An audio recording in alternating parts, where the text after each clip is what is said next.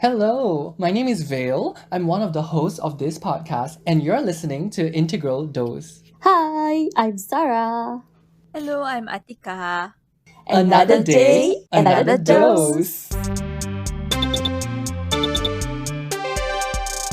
This podcast covers all things related to Integral 2 radiation therapy. Yeah. In this very first episode of the Integral Dose podcast, we're excited to share with you a little bit about ourselves, about this podcast, and basically what we aim to achieve with this entire project. So, firstly, we are going to take turns to introduce ourselves and talk a bit about how we became or how we came to become an RT. So, Artika, how about we start with you first? All right. How I first became an RT, basically it was after A levels. And at that point of time, we don't really know what to do after A levels. We're not sure about our career. But I decided to take on a course with radiation therapy without knowing much about it. And after my first clinical attachment at a hospital, it kind of solidified why I chose to stay in the radiation therapy course. And basically, what I saw as a student in their first attachment was that the interactions between the therapist and the patients was very interesting to me because we see the patients every day and they build rapport with the patients, and I really loved that and how they interacted with the patients as well. Yeah. And the other thing was about working in teams. I like to work in teams rather than on my own. Yeah, me too. And I was quite amazed by the teamwork of the therapists whom I was under with. So basically, these are kind of the things that I didn't know about radiation therapy before I had my first clinical attachment. And eventually, this was what made me really like this career. And because of that, also, I've actually been doing this for 10 years. Wow. Yeah. How time flies. I know, right? 10 years is very long, actually. That's like 1 decade. Yeah. I know, I can't believe it. How about you, Vale? The part where you said that you didn't know what you wanted to do after A levels, that is very relatable. So I was first exposed to RT as a career when I was in junior college, like studying for A levels. This is considered pre-tertiary education lah. There was this event held over the weekend. It was called the Health Science Immersion Camp. I think the idea was just to draw more attention to like the allied health sciences, which include like the physiotherapists, occupational therapists, and the diagnostic radiographers, speech therapists. So I feel like generally they don't tend to get a lot of attention, so they are trying to like just increase awareness of like, oh, this is a viable career option. And yes, RT stood out to me a lot because of the direct patient interaction. And unlike things like diagnostic radiography, it's not a one-off thing, and you hopefully can see the patient improve throughout their treatment journey. You are with the patient for a few weeks, as the patient is undergoing their radiation therapy. So I was very interested in this, and I went to read up a bit more, and the rest of my life just kind of fell into place with RT. Being in healthcare, it's easy to find meaning in this job because I can see it like I'm directly benefiting the patients, right? And working together with like other like-minded team members, so after going for clinical attachment and all that, right, I really felt that like, it's so amazing, like the chemistry, the teamwork that the entire team displays. Like you get so caught up with it, like you can recognize that like how this person walks and like, oh, that is this person. That kind of like little non-verbal cues that you can pick up. It's so interesting. And you get to work with cutting edge technology. I mean, radiation therapy has been around for quite some time, depending on how you define it, but it is quite new technology, and it is part of the bigger goal, the bigger picture of eventually eradicating cancer. With the blink of an eye, it has been 3 years since I've embarked on my career as a radiation therapist. I want to repeat again what you said about the chemistry within the team. I think that is really one of the reasons why I'm also still a radiation therapist because to me, teamwork plays a big part in Mm. motivating me as well. Like if you have a great team who understands each other, it actually helps you and the patient as well. That's true. Yeah. Yeah.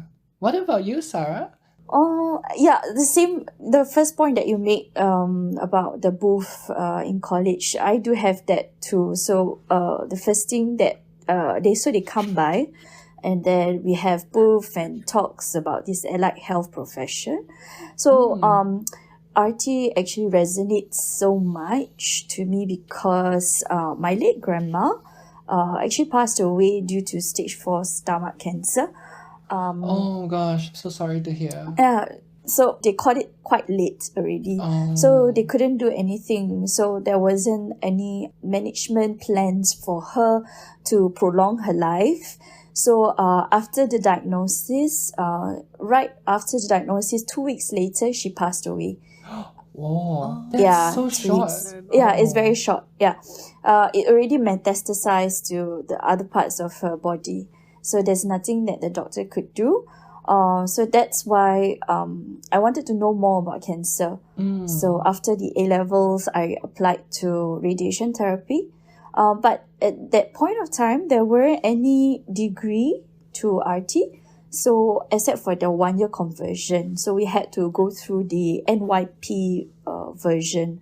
NYP 3 years, and then after that the conversion to 1 year degree. So I had a diploma in radiation therapy from NYP, and also the LSBU degree. And after that, I've been in RT for 7 years of my life.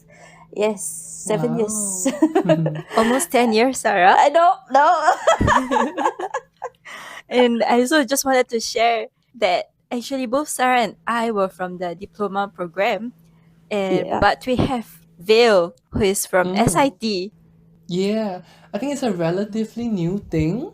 When did they start? I think they started in 2017 to 18. Yeah, they started to have their first intake of a direct degree. So straight after either A-levels or a polytechnic diploma, then you can go in, enroll in the SIT bachelor's program of radiation therapy, and then after 4 years of education, then you have the degree directly. There is no need for a degree conversion anymore. I think they partly did this because it was they noticed that like most of the RTs with the diploma would go on to have that 1 year degree conversion anyway, so might as well streamline everything.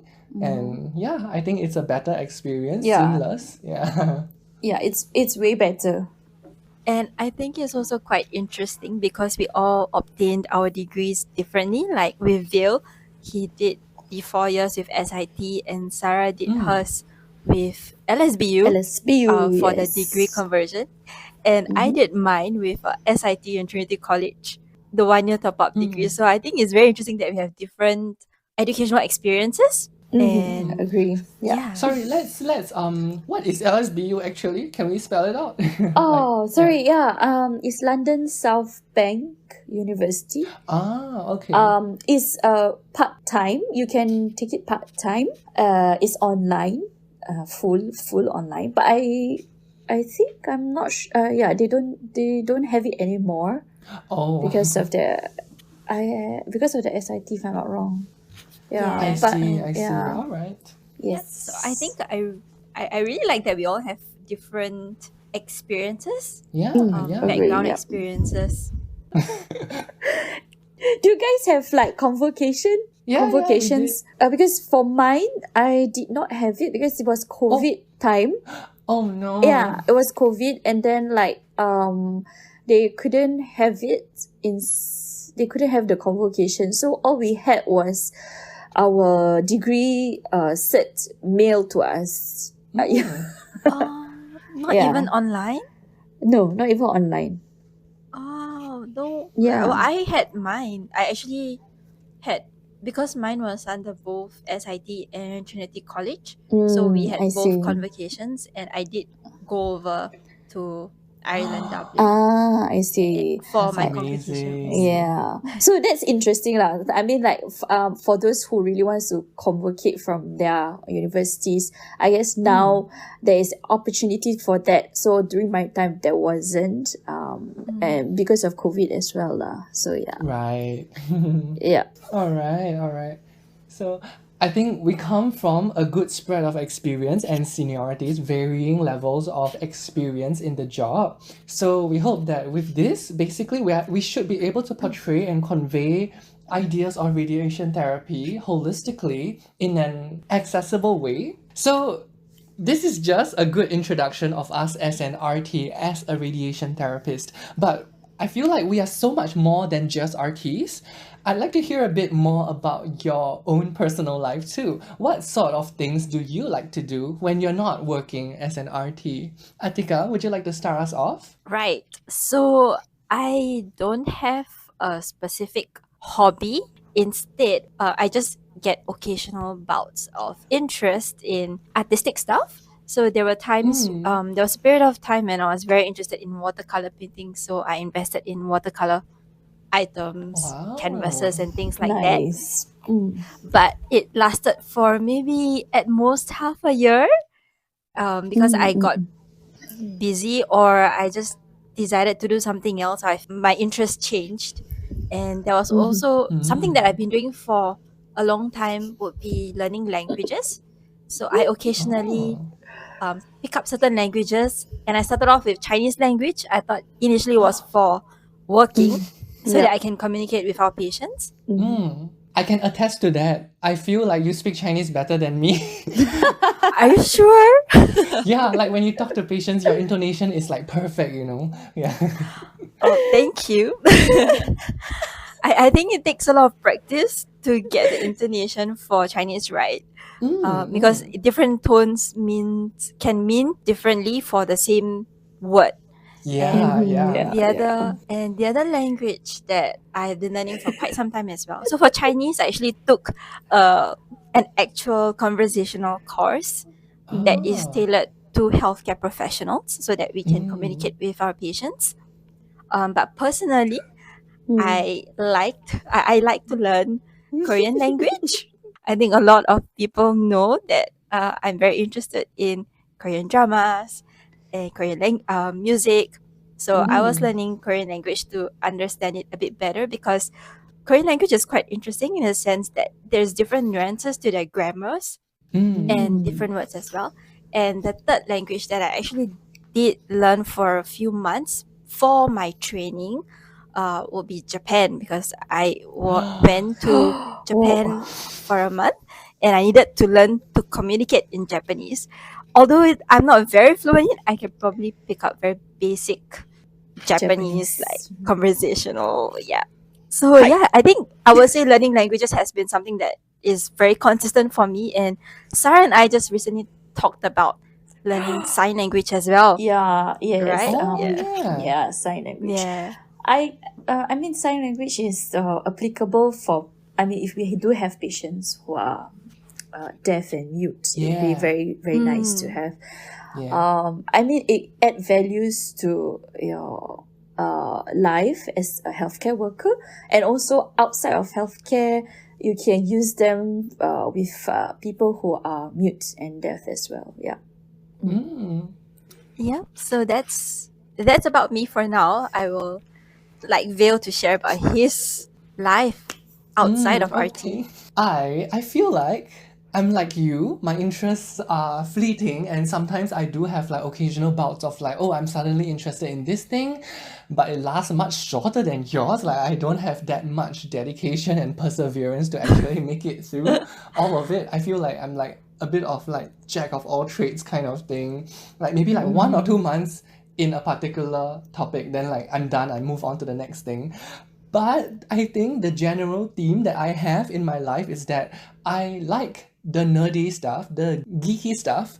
Yeah, so I'm generally a tech or technology enthusiast. Yeah, so I like to do things with the computer. I think it's very there's a lot of avenues for creating stuff, media, websites, online, yeah, you can do a lot of things, and it is so low barrier to entry nowadays. Like if you have an idea to create like a website, you can just throw together something free on Google Sites, for example, and it can Yeah. just be a way to like sketch out ideas, you know, and kind of like feasibility test them to see whether it's actually a viable thing to do.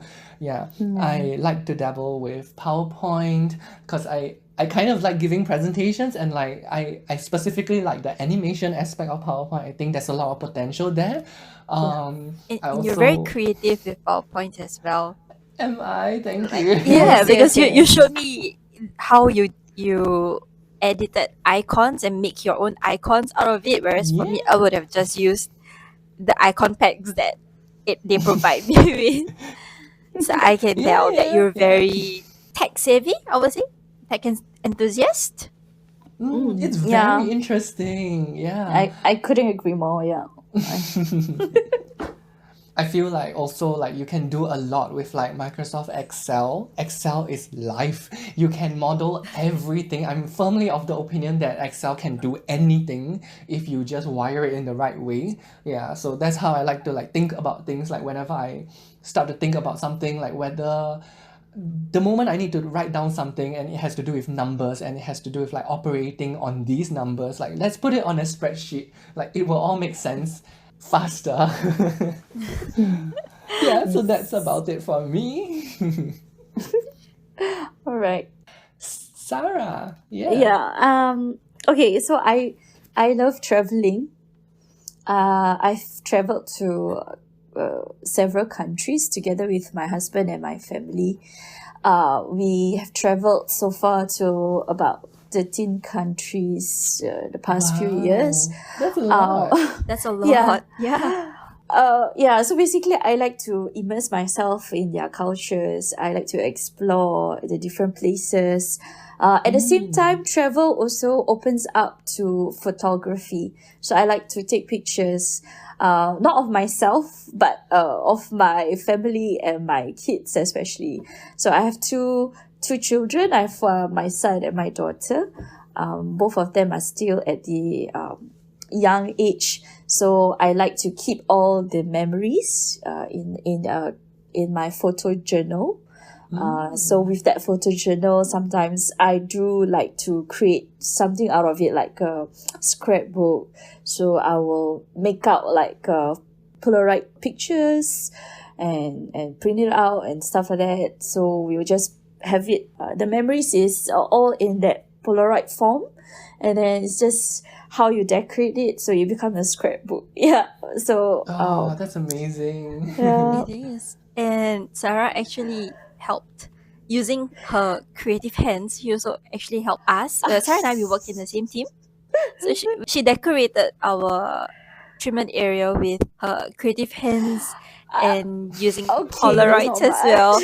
I mean, it makes the place feel a bit more cozier. And it also helps us to Oh, thank remember you. some of the amazing things that or amazing people we've encountered with at work as well. So Yeah, that's right. That's true. Yeah, wow. It seems like both of you have such a like a creative like aspect to it. Yeah, we all like to like create things, synthesize things in our own free time. I guess that's why we're starting a podcast journey together, right? I know, right? Right. So I guess that's just a quick introduction about us as RTs, as well as what we are like outside of our radiation therapy careers. I guess this is time where we talk a little bit more about this podcast now. So you may be wondering what the podcast is going to be about. Basically, we have decided to focus on 4 main themes. The first one is career and education. Second being mental health and well-being. The third will be interprofessional collaboration. And the fourth is perspectives of radiation therapy, which includes our patients and caregivers. And why these 4 themes, how did we come up with these 4 themes? So basically, while we were talking about this podcast, some of the things that we have been thinking was like, how can we progress as radiation therapists in our career? There's a lot of pathways. We have our advanced practitioners, we have our researchers, And there will probably be people who may be interested to know, how do I get on a certain pathway? If I want to be a researcher, what should I look at? Yeah. If I want to be an advanced practitioner, what should I do? Yeah. Or how should I get started, So I guess there's a lot of potential for us to discuss about our career as well as our educational pathways. As you have heard, we all have different educational pathways, the three of us. Yeah. And I'm sure there's other pathways as well when we can talk about doing PhDs and masters as well. And for the second theme, which is mental health and well-being, we all know that healthcare is a taxing job, and we have to champion hope and positivity for our patients. But during this process, how do we actually keep ourselves healthy, not just in a physical sense, but also mentally? Because health consists of both physical and mental well-being. That's right. Yeah. And in that sense, our mental well-being can actually affect how we perform at work as well, because our mental capacity does relate to our concentration and eventually leads to safety at work for Safety, ourselves, exactly. for our Yeah. team, and for our patients. Yep. Yeah, I couldn't agree more with what Atika said. So like what Atika has covered, we are doing career and education, mental health and well-being. So the next one is interprofessional collaboration. So because as an artist, we work with a variety of healthcare professionals, and we might not regularly interact with them. So we need to know their role in this holistic care that we have given to our patients. So for example, nurses, radiation oncologists, dietitians, speech therapists, physiotherapists. So each one of them actually takes care of some aspects of our patient care.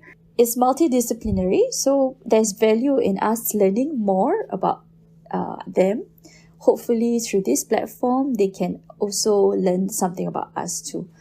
So the next one is like the perspective of radiation therapies, which includes patients and caregivers. So we are opening this platform to our patients and caregivers who wants to open up their point of view, like because we treat them, and then we do not know how they feel or how they might feel during the RT journey itself. So these podcasts gives the platform to share their point of view and how our actions have impacted them, and maybe they could give us some feedbacks or suggestions, and we could go along with doing some things better in the near future.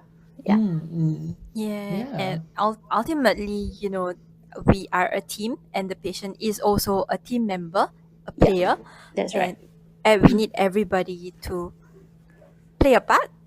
So not just us giving the information to the patient, but it's also for us to learn from our patients and their caregivers, whether what we have been doing for them, does it help them, or could we do it better? So I think that's really important. Yes. Yeah. Okay, so I want to talk a bit about why it is called integral dose. So, to our fellow artists who are listening in, you may already recognize this concept captured in the name of our podcast. The integral dose is actually a radiobiological concept. It represents the total energy that is deposited by radiation within the entire body. So for our treatment, we might deliver something like 4 grays to a specific region within the body, but the entire body, in essence, the equivalent dose that it receives is actually less than 4 grays, because we aren't irradiating the entire body with 4 grays. So this is the pun that we are trying to capture with the name of the podcast. And our spin on it is that this is the dose of content that is integral to all things related to RT, to radiation therapy. So hopefully that is funny.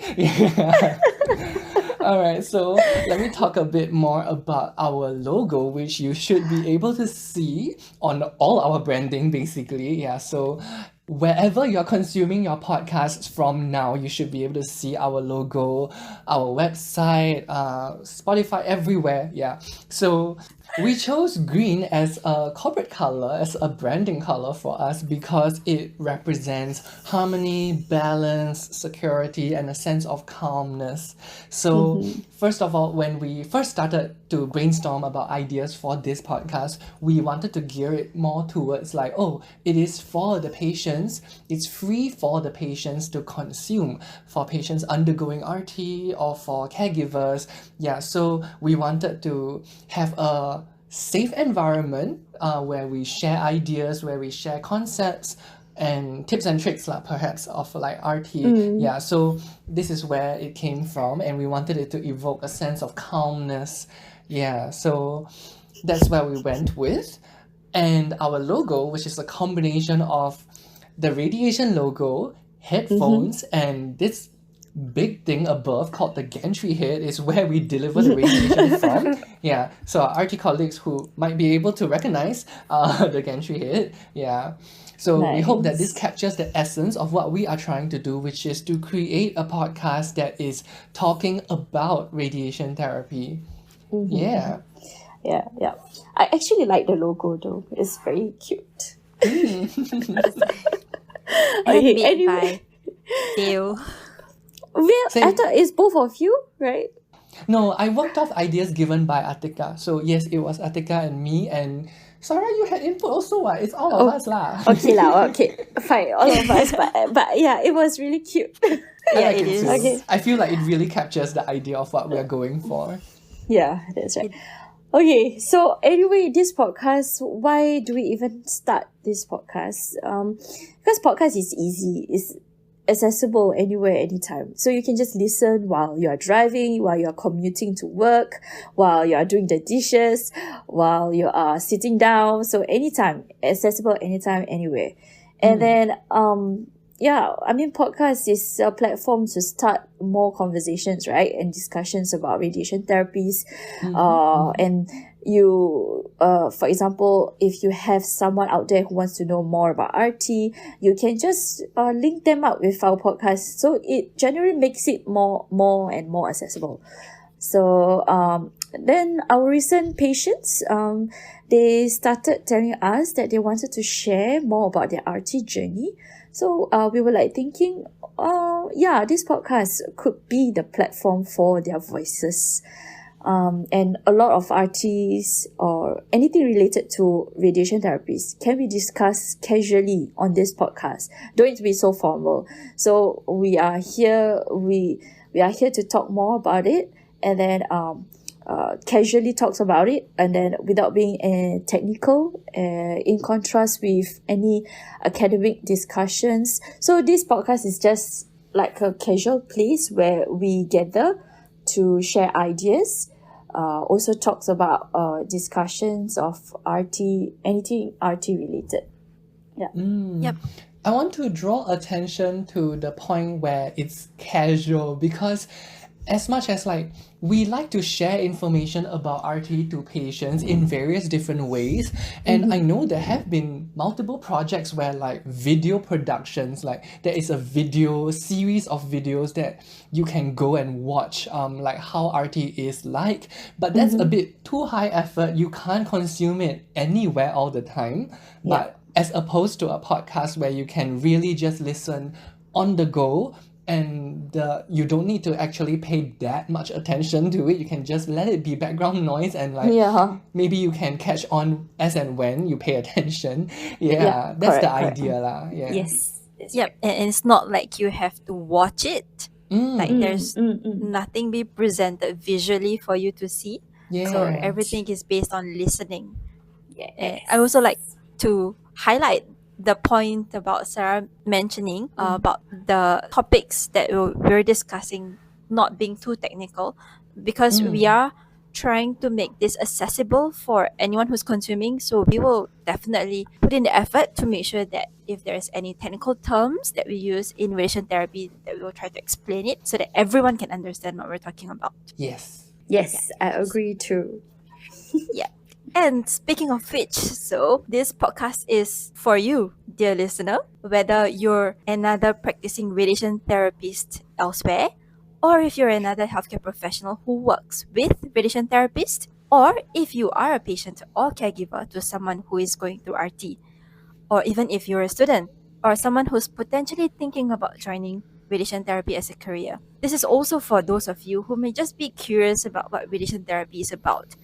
We really hope that this podcast will be a platform that you may stand to learn a lot just by listening to us talk about it. Yeah. The ultimate hopes of this project, this entire podcast project going forward, is to make RT content, radiation therapy content, more accessible, to talk about it in a casual setting. We want to make the technical content less formal, more layman, to the general public. And I get this sense of like the RT knowledge, the technical knowledge that we use in like our day-to-day work life, right? Yeah. I acknowledge that no one's trying to gatekeep this, but it seems like there is still this sense of like information asymmetry. RT is still not like a super widely known thing. In the recent years, I find that I've been coming across people who start to know more and more, or like have personal experiences, like they know someone who has underwent radiation treatment, but they might still not fully understand what is going on. For example, they might still be a bit wary about like, oh, are they radioactive afterwards? Which, by the way, no, they're not. So I guess we can talk more about it. Yeah, I think having a podcast for us to like just chill out and talk about it casually, like whoever you are, however much prerequisite knowledge you have, right? There is no limit for like who can or cannot consume this podcast. And as Atika mentioned just now beautifully, this podcast is for you, and you can listen to this as long as you're listening to it, like as long as you're enjoying it. Yeah, feel free to enjoy it however you want. So feel free to come and hang out with us as we chat about RT concepts. Yeah. So just like the other aim of this is like just having a repository somewhere to finally set this in stone, just like sometimes you hear like doctors, dentists, or some professionals sharing on radio stations, or they may have like patient education pamphlets that are distributed to the patients. There are many ways of conveying information, so this is yet another form of information for everyone to enjoy. Yeah, that's right.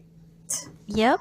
Have you guys have any difficulties when trying to explain what your job is about? To relatives or? Yeah, to relatives or friends. I mean, like whenever I say, "Oh, I'm a radiation therapist," they were like, "Huh?" Yeah. Oh So, no. Okay. yeah. So I want to share something that I'm not super proud of, because I think initially when I was in the education program, like when I was studying to be an RT, right? Yeah. I used to be a bit more passionate about explaining what it is to my peers or my relatives who ask about it. But lately, right, I found that like it may just be like a bit too much effort to fully explain what it is, and sometimes I feel that they might not want a comprehensive answer. So I realize now, thinking about it, right, I realize what I've been doing is that I've been kind of dismissively brushing it aside, just saying that I'm in healthcare, and then only if they show signs of like genuine curiosity would I elaborate more about like, oh yeah, I actually deal with cancer patients, I do radiation therapy, and what is it? So Correct. it feels like over the years, I've started to like not offer it up so readily on a silver platter when people ask me about it. Yeah, so they always not compare, but they always think that we are the same as radiographer. Right. Yes. That's a Yes. common I misconception, agree. right? Correct. Yeah. So this podcast is to debunk the misconceptions. We are not Yes. radiographers. We are radiation therapists. We are specialized in treating our patient with cancer through Yeah. radiation. Yep. We do not fix radios. Yes. I guess we can have a specific episode where we actually debunk common myths and misconceptions. This is not the episode to do that, but we Yeah. are just Yeah. hinting at what the content is to come. Yeah. All right. All right, I think we've Okay. actually covered all the content that we intended to do for this episode. Shall we end it off here? Yes, I guess we're just gonna wrap it up. Our first episode introducing Actually, ourselves. this is yeah, I guess this is more like episode 0, right? Since there isn't actual content in this. Yeah, so we'll call this episode 0. All right. Let's wrap up episode 0. Please rate, review, and subscribe to or follow our podcast on iTunes, Spotify, or wherever you get your podcasts from. So this has been your dose of content for all things related to Integral to Radiation Therapy. See you in the next episode. Goodbye. Bye.